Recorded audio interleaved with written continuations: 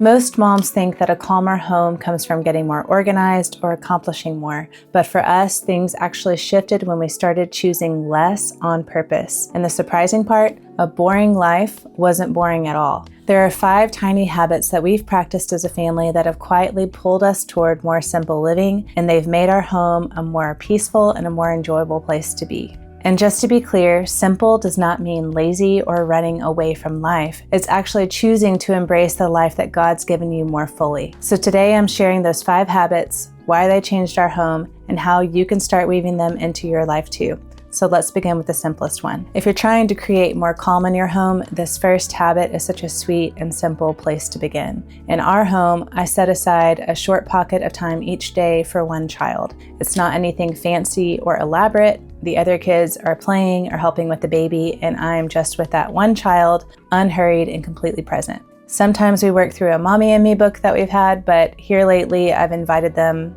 each child, to help me make dinner. So we talk while we chop veggies or stir something on the stove. Sometimes we just sit on the couch and we'll look through a book together depending on the day. But it's very boring from the outside, but these moments are often where one-on-one conversations can happen, and that's just very special. And it's also a great way to tie heartstrings. Here's why this tiny habit is so powerful. 1, it gives each child a sense of being seen and known. Even 10 or 15 minutes where they know that this is my time with mommy, that really means the world to them. 2, it creates a natural space for deeper conversations, as deep as you can get depending on the age of the child. But kids just tend to open up more when they're doing something side by side rather than sitting face to face, especially as they're younger and starting to get a little bit older. 3, it anchors your relationship in the middle of a very full life or household. You may not be able to plan a full one-on-one day very often, but you can protect 10 or 15 minutes each week, especially if you invite them into something that you're already doing.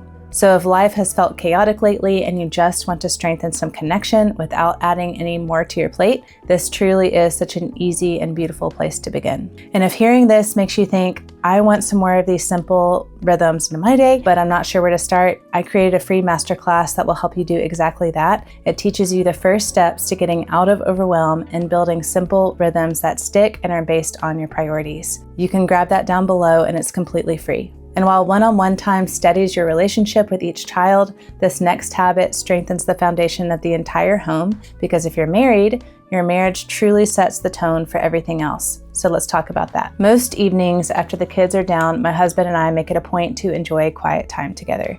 We usually turn off electronics and let the house slow way down. Sometimes we sit and talk, sometimes we'll stretch because getting a little older, or read side by side, or occasionally we'll watch a movie together. But once a week, when it's possible, we set aside a little longer for intentional time together, whether that's a simple date night at home or a night out. So it's nothing fancy, but this one habit has really strengthened our marriage, and it's been such a blessing to us. And here's why this habit works so well. When life is full, your marriage can easily slip to the bottom of the list. And that's absolutely should not happen. The person that you married is the one that you loved before life got full, and it's the one who will still be there when the children move away, Lord willing. It's so important to pour into your marriage and to continue to learn to love one another. And setting aside focused time together helps that happen. It doesn't have to be elaborate. Even a few evenings a week of intentional, distraction-free time can strengthen your friendship and your connection. You just got to be intentional to make it happen. Even if it just means putting your phone away and spending a few minutes catching up and chatting at the end of the day is wonderful.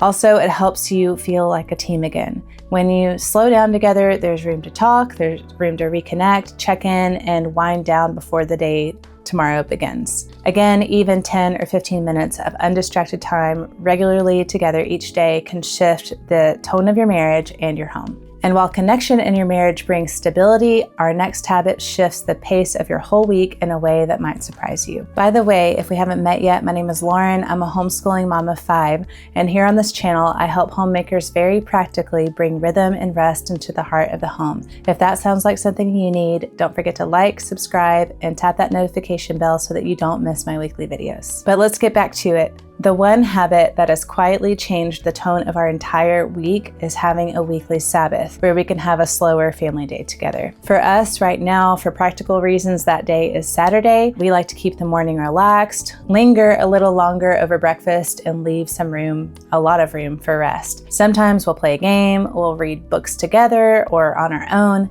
The kids will work on crafts, crochet, drawing, they'll go outside and play. If the weather is nice, we will go on a walk or go play at the park. We don't really plan anything. We just kind of casually do whatever we feel like doing that day. And we're not really rushing to events usually. We're just enjoying a day together without the normal work that we do throughout the week. It does not look impressive. It doesn't look productive, but this boring on purpose day of rest has become one of the most life-giving rhythms in our home. So in my opinion, it is productive. Here's why this habit helps so much. It gives your family a built-in weekly reset. Instead of moving from one full week straight into another, this slower day that God gave as a gift to us creates breathing room for everyone. It also lets you enjoy one another without an agenda. You're not checking boxes or moving from task to task. You can just be present, whether you're playing a game or reading, crafting, or just enjoying the quiet. Maybe even by a fire if it's wintertime. Also, it anchors your home in a rhythm of rest. Working diligently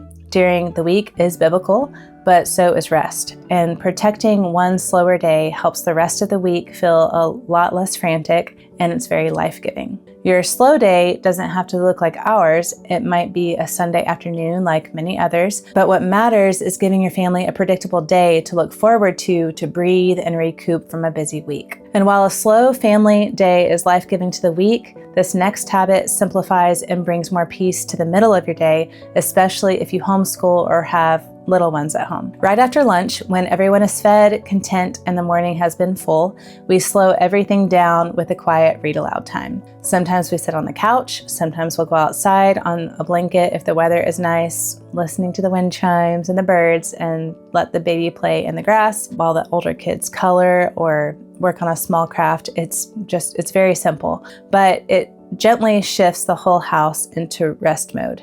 And here's why this tiny habit is so grounding. It is a soft landing between the morning busyness and afternoon rest. Homeschool mornings can be really full, and this gives everyone a few minutes to just reset together. 2, it gives you a calm moment with your kids that isn't instructional. You're not teaching math and getting frustrated by it or repeating directions. You're just happily enjoying a story and relaxing together as a family for a few minutes. So this can really help with connecting with your kiddos and tying heartstrings again after a full morning. And then 3, it helps everyone transition from busy to rest. It's like a midday version of reading a bedtime story. It's just a little cue that the pace is going to be slowing down for a little while and everyone's going to go to rest time. So again, even 10 minutes makes a difference. And all of these small moments with your kids, with your husband, with your family are strengthened by this final habit. It's the one that really supports everything else. This is a habit that I talk about often because it's the one that so many of us struggle with the most. For a long time, I didn't realize how much my attention was being pulled away from my own life.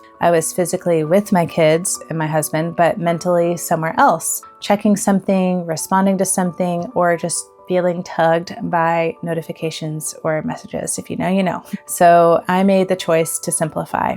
I've used a flip phone, but now because of some issues with group messaging, I transitioned to using a browser-free and social media-free Android. I can link the video below on how we did that. My husband and I did a tutorial. But another thing is I keep a notebook for planning instead of using apps. And I put my phone and computer away on purpose when I'm with my family. And my husband does the same. None of this looks dramatic, but slowly it has changed the whole atmosphere of our home in such a wonderful way. And here's why this habit is so powerful. 1, it turns down the noise level of your day. Even if your home is loud and full of little ones, your mind doesn't have to be. 2, it helps you actually notice and be fully present in the life that's right in front of you and not in someone else's. You actually hear your kids' conversations. You enjoy the moment more. You don't feel that constant pull to be somewhere else. It's wonderful.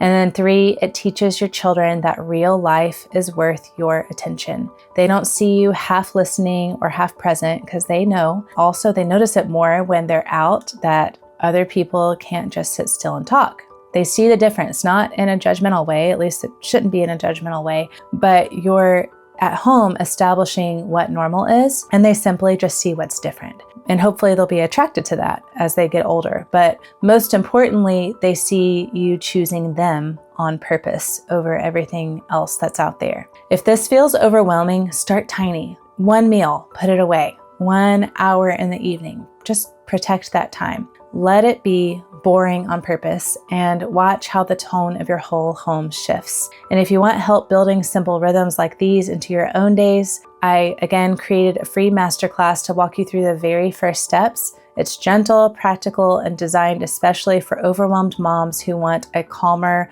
more grounded and intentional home. You can grab that down below. It's completely free. If this was helpful, I would love for you to subscribe and tap the notification bell so that you don't miss my next video. And let me know down in the comments which tiny habit you want to start with, or which one you're already doing, or maybe one that you do that I've not mentioned. I would love to cheer you on, and I love hearing from you guys. Thank you so much for being here today, and I'll see you in the next one.